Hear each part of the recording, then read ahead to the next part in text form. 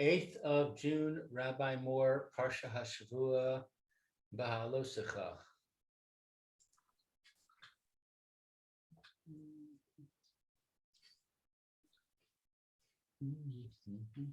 We're actually on Pasuk Zayin.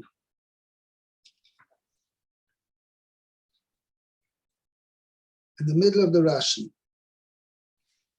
Yeah, that's where I think we are also. The Rashi Dimah Maskov Ve'heviru tar Ve'heviru sar al kol besoro.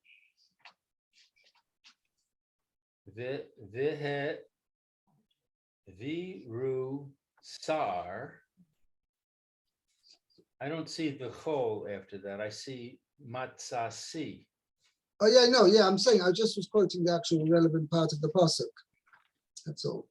Oh, I see. Okay. So the viu sar, let them pass a razor. Matzasi. Yeah, so Rashi is going to try and point out what is the significance of why was Hakadosh Baruch Hu prescribed to do this action. Why were they supposed to like shave everybody? Every one of the Leviim was supposed to be completely shaven. Right. Seems bizarre. Right. Matzasi b'divrei Rebbe Moshe Hadarshan.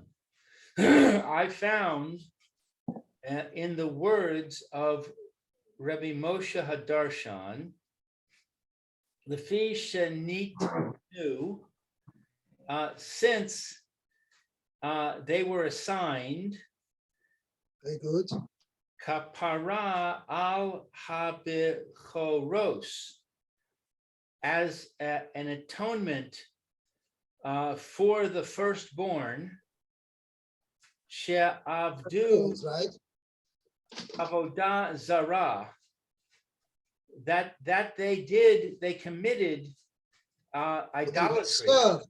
They served idols, because the Bechoros were also part of the sin of the golden calf. They took part in the sin of the golden calf. V'hi kiruya zivchei mesim, and it is called sacrifices of the dead. Meaning the idol worship, the sacrifices offered to idols is termed the sacrifices to the dead, because they have no real life in them. It's all imaginary. Idols have no real power, so they're like dead meat. Okay. What about the kochos of Tuma? They have power.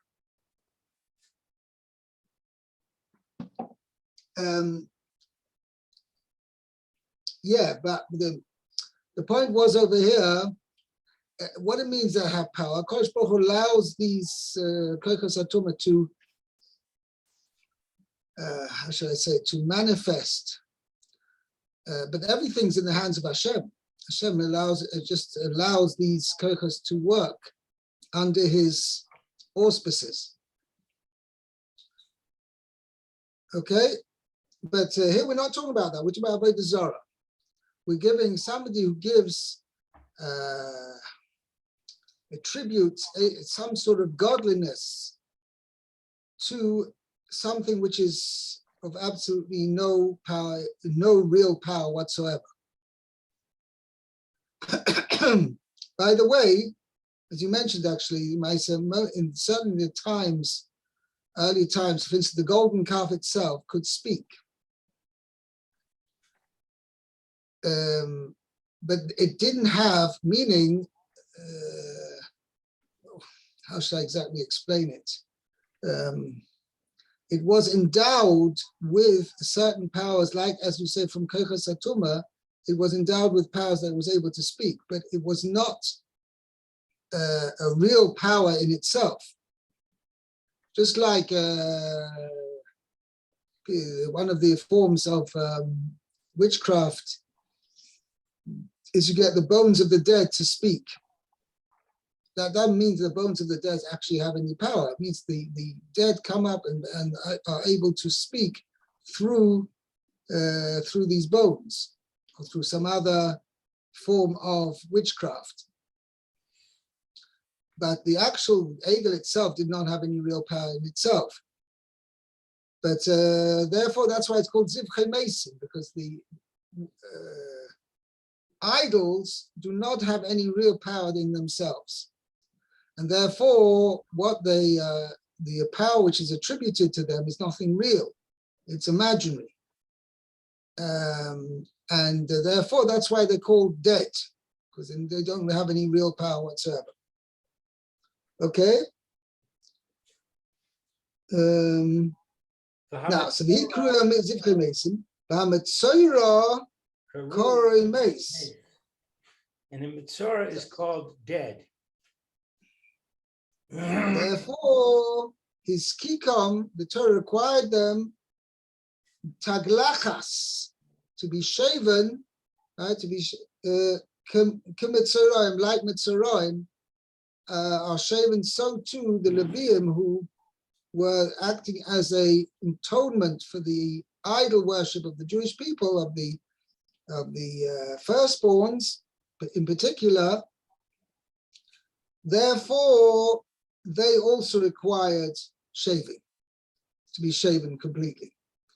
How should we say, the comparison and the thing to the thing is, let me put it in these terms. A Metzora, somebody himself is a Metzora, and he's considered like dead, okay?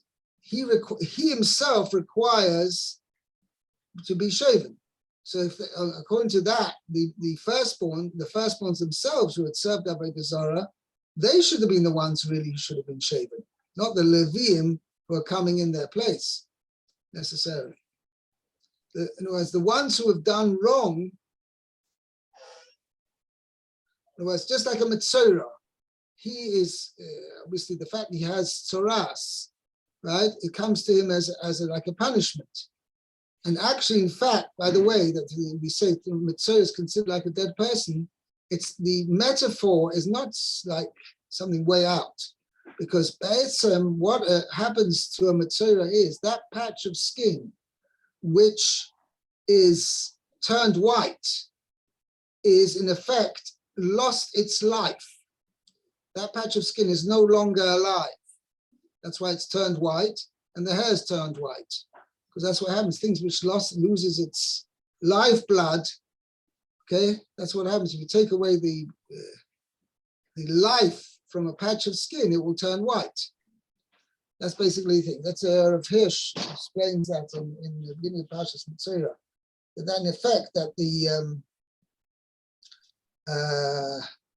somebody who's been smitten with tzoras, that section of skin has actually lost its life.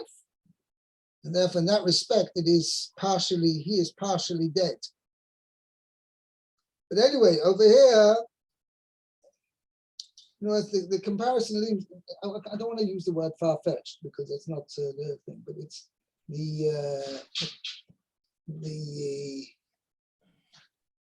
the comparison to Metzora is like you have to stretch it a bit. Let's put it that way. Okay? Yep.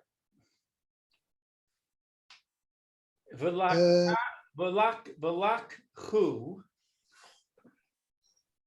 Par ben Bakar Umin Chaso Soles Belula Vashemen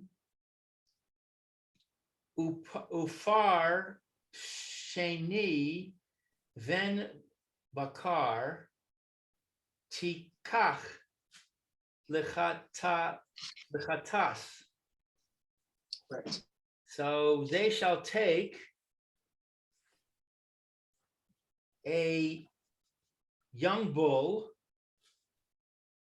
yeah, and its meal offering.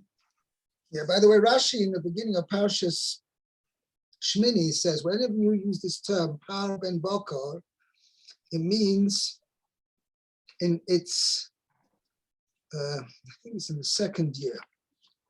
It's a bull or a cow in its second year.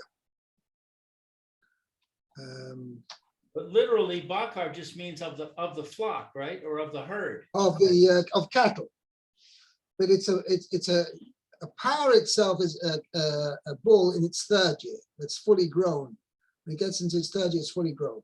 Ben bakar indicates that it's still young.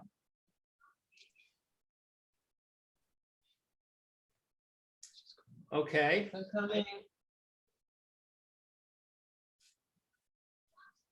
Weiter? Just 1 second, Luba.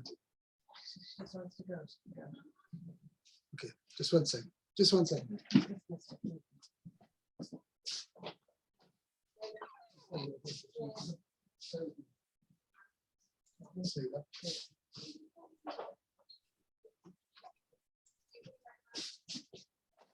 Okay, fine. No problem. I'm back. Okay. Yeah. Weiter?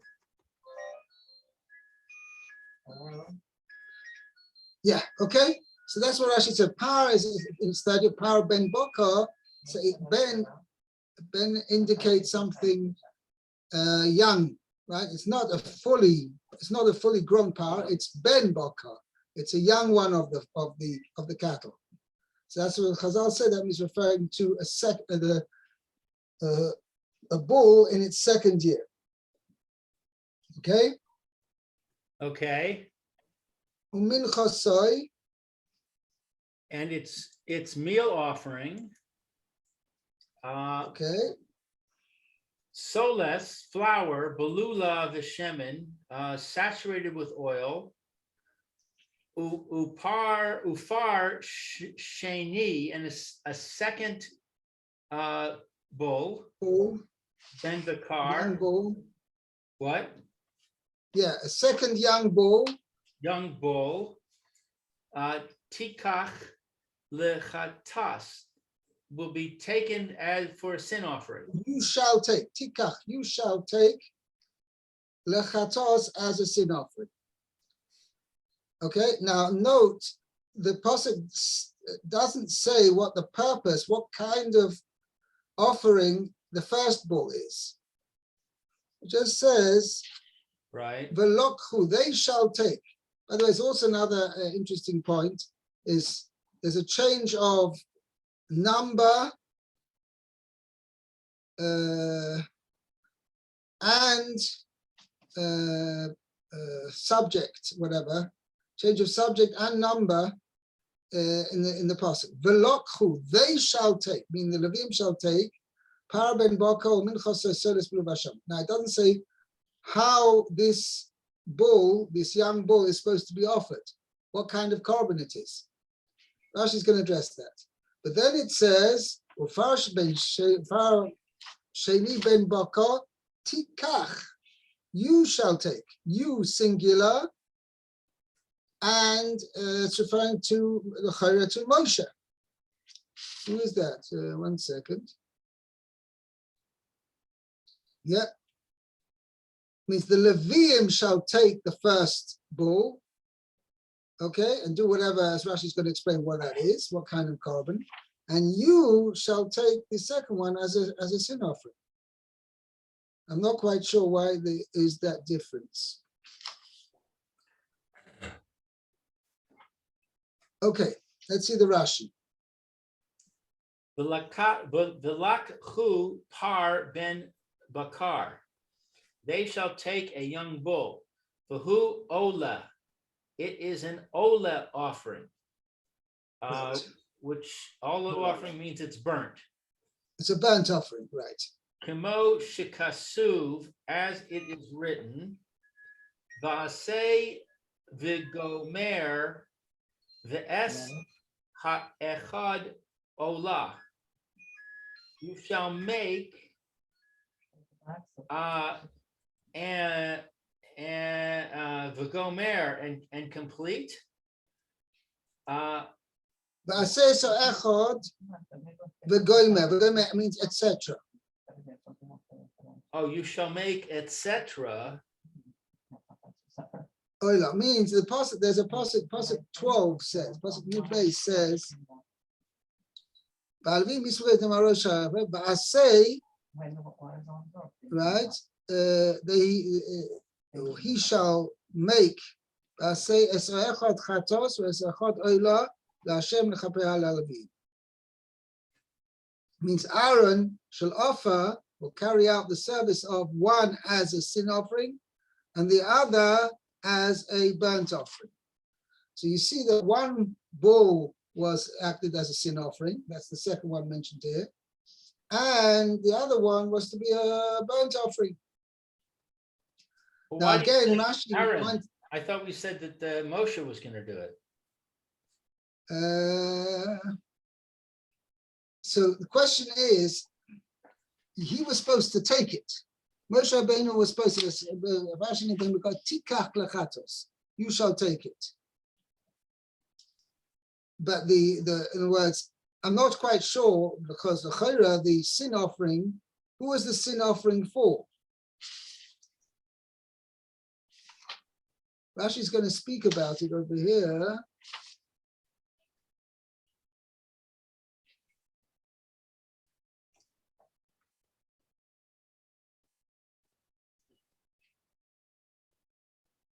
The Rashi speaks about a different idea. What's the idea of this sin offering? Who is this sin offering coming to atone for and for what? V'hu karban tzibur ba'avodah zara. It is the offering of the community for idol worship. Meaning, if Chas v'shalom, the whole community unwittingly serves Avodah Zarah,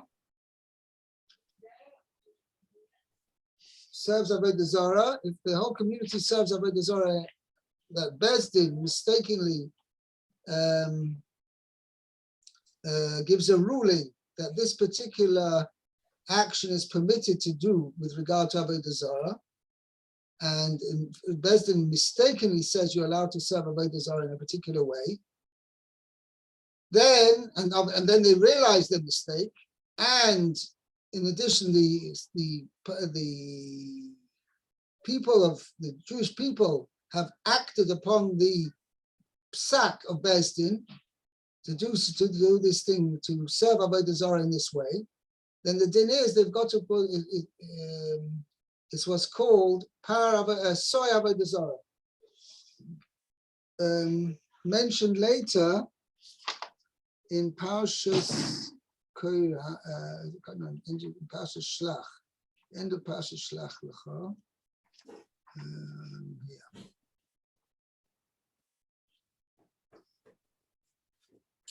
Excuse me a minute. I got to get the door. Okay.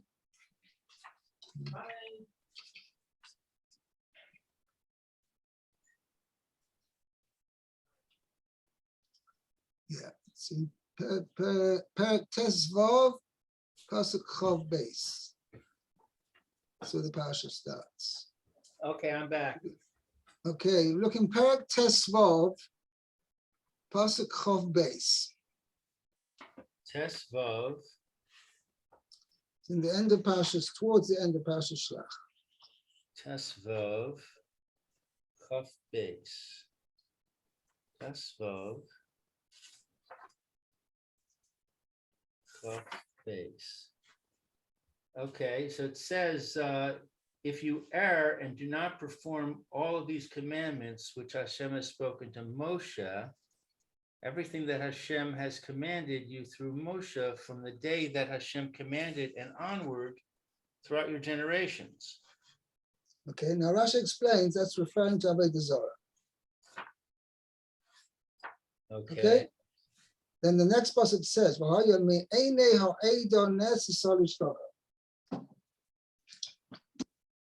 If from the eyes of the congregation, and that was saying from Beis Din, right? That Beis Din made the mistake and they Beis Din permitted a certain form of worship of Avodah Zarah. But also Chola Edom, right? Then the entire congregation, the entire community has to offer an offering. Par ben boka echad la'olah, and usir izim echad lechatos. I'm just skipping around to the pasuk. Par ben boka echad la'olah, reach l'chach l'Hashem l'chasem niskay kamishpat. Usir izim echad lechatos. So you have to have a par as an olah and a soyer as a chatos. I have a footnote on our pasuk that Yeah. says that it's the Ola offering that is brought by the community Right. when they unintentionally commit idolatry, not the sin offering. I'm sorry? It says it's the Ola, not the sin. According to Ms. Not the sin Rashi offering. and Sifsei Chachamim. Chachamim, and not the sin offering. Who brings the sin offering? No, the pasuk says over here that both the. I'm not quite sure what you mean. It says the only case in which the Torah requires a bull to be brought as an Ola offering without other animals accompanying it as Ola offerings is the Ola brought by the community when they unintentionally commit idolatry. Right. And the accompanying korban is a soy, a goat, as a sin offering. Normally you would have two. Oh, That's what it means. I see. Okay? Now, Okay. Ufar Sheni, let's see the next Rashi. Okay, Ufar Sheni, a second young bull. Sheni, Ma Talmud Lomar Sheni. Why does the Torah say second? Lomar Leka, to tell you, Ma Ola Lo Ne'echales, just as an Because the oil is not eaten, because it's entirely burnt up on the mizbeach, or the flesh of the animal is burnt on the mizbeach. Afchatas lo ne'echeles. So too, the sin offering is not eaten. Yeah, but that doesn't mean though the entire sin offering is burnt on the mizbeach, because that would make it noila. It means that the flesh of the animal is yotze lebeis hasreifa, which means there was a place, it wasn't not burnt on the mizbeach, but it was burnt elsewhere off the mizbeach. Uvazo yesh semech lid varav. And this is regarding this, their support for the words of that was said previously, I guess. Right. The Torah's Kohanim, in the Torah's Kohanim, Vayomer Ani, and I say, Sheho Ra'as Sha'a Haisa, that it was a ruling of the hour. Which means he's going, this explanation of this Parasheni, but the Par Rishon was an Oila, which was the korban tzibur of Avodah Zarah, is continuing on the theme of Rabbi Moshe Adarshan, right, which you mentioned in the previous Rashi. Right. Whereas Moshe Adarshan explains that all these korbanos offered here were all korbanos which one is required to bring for somebody who is inadvertently b'shogeg served Avodah Zarah. Mela, this too, Lochu Par Ben Bakar was offered as a korban tzibur by Avodah Zarah. And the Par Sheni, the second part, also even though it was a chatos, it wasn't eaten either. Okay, now Va'imani, Rashi himself says, Shahiras Shahisa. Okay, it was a one-time ruling. Let's call it that way. Okay. A one-time ruling. She Sa'ir Haya Lahem Lehavi. For it is a he-goat they should have brought. Lechatas Avodah Zarah, as a sin offering for idolatry. Im par ha'olah, along with the bull of the olah. Olah, that's actually. So they should have brought, under the lamed. I'm sorry? It has a komotz under the lamed. Olah. That's how it should be read, not oleh. Oleh is a new immigrant. Yeah, olah is a burnt offering. Ha'olah. Right.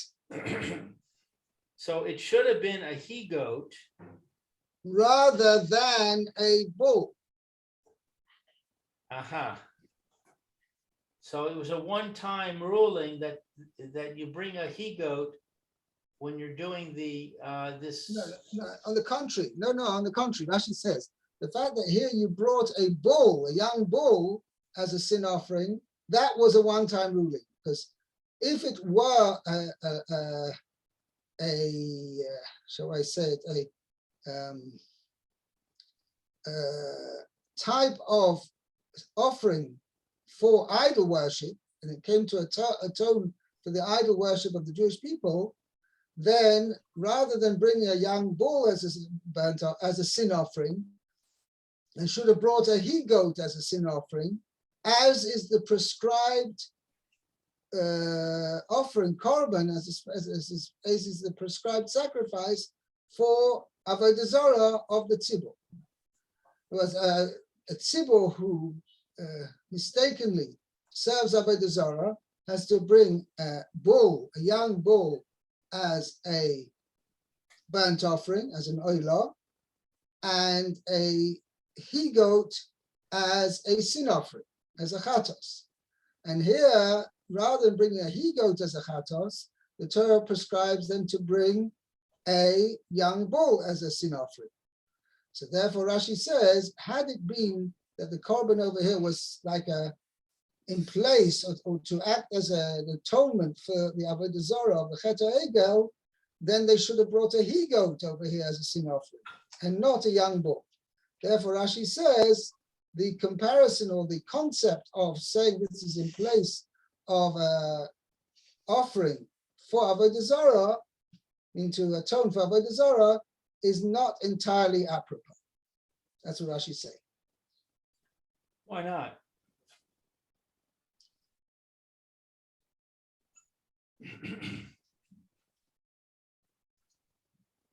Okay. Why not? What isn't the golden calf of avodah zarah? Yes, but to say that the Levium, now this whole process of the inauguration of the Levium is acting as a kapara for avodah zarah, for the avodah zarah of the golden calf, that concept, this is what Rashi's disagreeing with Rav Moshe Darshan, is you can only take that concept thus far and not completely, because had it been taken literally as a offering, as a sacrifice to atone for the avodah zarah, then the sin offering should have been a he-goat rather than being a young bull. So it's not atoning for the golden calf? Yes, that's what Rashi seems to say. It wasn't really acting as a atonement for the golden calf, because Rashi saying this was a one-time, one-off offering, which did not follow the rules, the classic rules of general korbanos. Because had it been following the classic rules, they wouldn't have brought here a young bull, they would have brought a he-goat.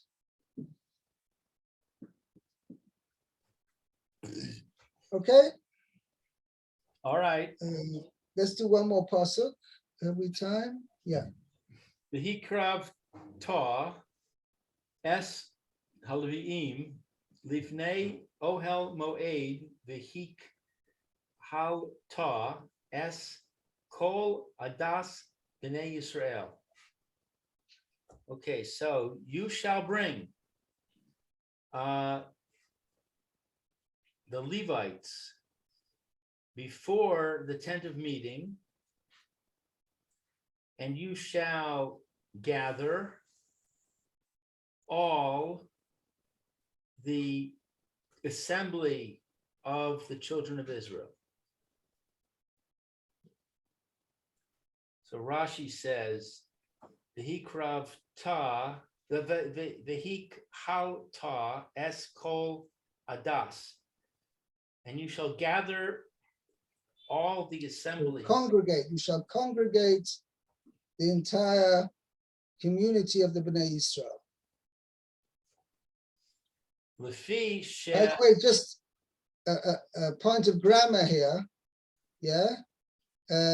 Lahakel means to congregate, meaning that everybody should come together as one group. That's a kahal. Kahal means a congregated group.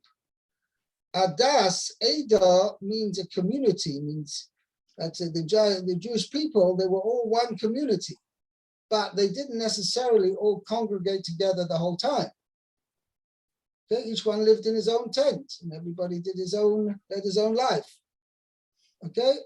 But there were certain times when they were all congregated together. So that's what Moshe Rabbeinu is being told over here.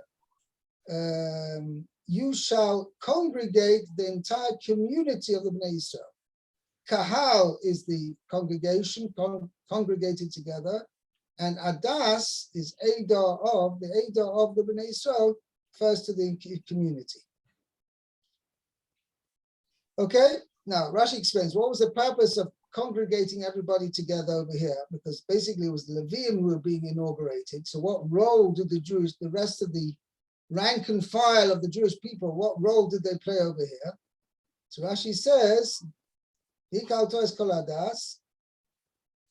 Lefi she haleviim, because the Levites nisunim have been given karban kapara, a sacrifice of atonement. His tehem, in place of Yaakov. What? Tachtehem means instead of them. Instead of them. Yavo'u vayamdu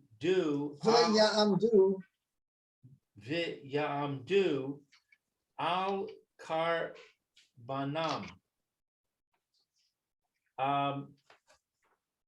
To come and they shall come and they shall stand upon, literally upon their offering. The Yismachu es Yedeim Aleim, and they shall rest their hands upon them. Which means that there's a rule that any person who brings a korban, let's say, has to rest his hands on top of the korban, which is called smicha. Okay, so here, as we're going to see later, the Jewish people are going to, or the Leviim were going to do a smicha over here, the korbanos, but the Jewish people were supposed to be in attendance there when this was done, that the Leviim were acting as their representatives to offer the korban. So I'm confused at what the point is. Because the Levites have been given an offering of atonement in place of the entire assembly, let the assembly come and stand over their offering and lean their hands upon them. So I don't get it. What the assembly is coming and leaning their hands because they're not doing it? No, 1 second. I'm also not quite sure over here. Who are they putting their hands on? On putting they're resting their hands on the Leviim, or they're resting their hands on these carbonas, which the Leviim are bringing. Because the next pasuk says the Leviim yismachu es yedem al rosh hapar.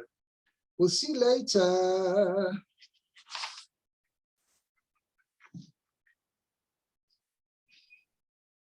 Yeah, I'm confused. Yeah, I think I'm going to look up, done a little bit of research on this, because it seems that Okay. the Jewish people rested, they did smicha on the Leviim. On the Levium. Mhm. Because, yeah, the Jewish people like rested their hands upon the Leviim.